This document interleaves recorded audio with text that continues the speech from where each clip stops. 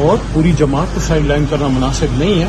اور عمران خان صاحب نے ہمیشہ پیسفل جو ہے پولیٹیکل موومنٹ کی بات کی ہے, اور ہم بھی انشاءاللہ رول آف لا کے ساتھ کھڑے ہیں. جو چار لوگ اس کا سامنا کریں گے انشاءاللہ العزیز. لیکن میں سب کو یہ کہنا چاہتا ہوں کہ انشاءاللہ آخری جیت لا کی ہوگی, قانون کی ہوگی.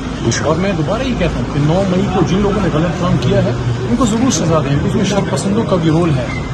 پوری طریقے انصاف جو ہے اس کو اس طرح سے چارج شیٹ کرنا, سائڈ لائن کرنا مناسب نہیں ہے.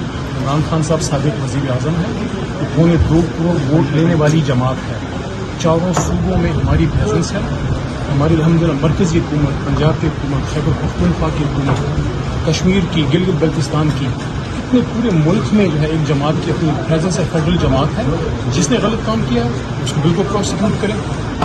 جس نے 9 مئی کو توڑ پھوڑ کی ہے بالکل ہم ان کے ساتھ نہیں کھڑے, لیکن یہ پارٹی کی پالیسی نہیں ہے, شر پسندی اس میں ہے.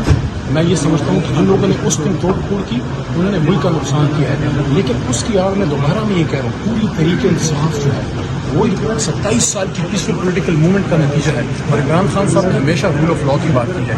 انشاءاللہ رول آف لا کی جو ہے وہ جیت ہوگی. انشاءاللہ عمران خان صاحب دوبارہ وزیر اعظم پاکستان ہوں گے, اور کوئی نعرے بازی نہ کرے. انشاءاللہ ہم عمران خان صاحب کے ساتھ مضبوط کھڑا ہوں اللہ کے حکم سے.